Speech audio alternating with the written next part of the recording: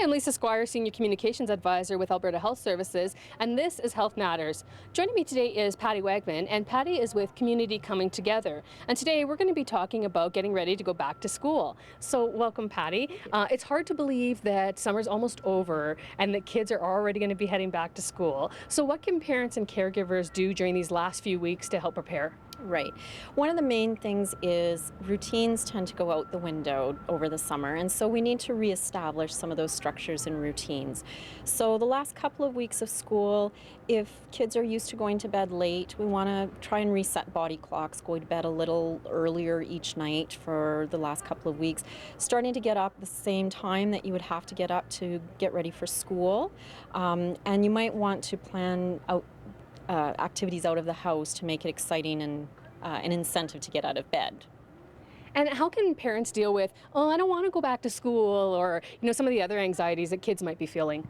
Yeah, that's pretty common, and I mean, it's quite understandable, really.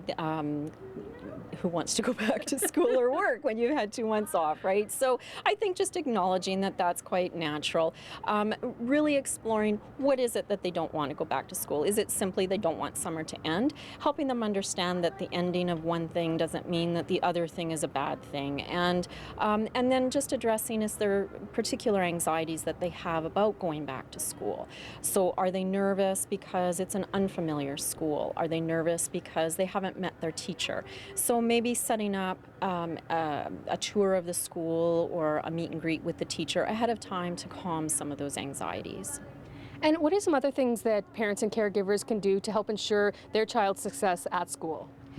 Well, once they're back to school, we want to set up, again, some structure and routine. So making sure that there's a space available for homework, a time in the day that's set aside for homework, making sure there's a spot for backpacks and lunch kits, and that it's the child's responsibility to empty those backpacks every night.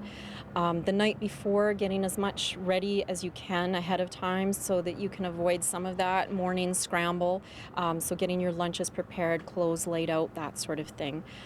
If there are issues at the school, for the parents to address that with the teacher and or the principal, but making sure that they're not speaking ill of the school or the teacher in front of their child. You want to keep the relationship between the child and the school as positive as possible. All right, thanks, Patty. Thank you for joining us today, and thanks to all of you for watching. I'm Lisa Squires, and this is Health Matters.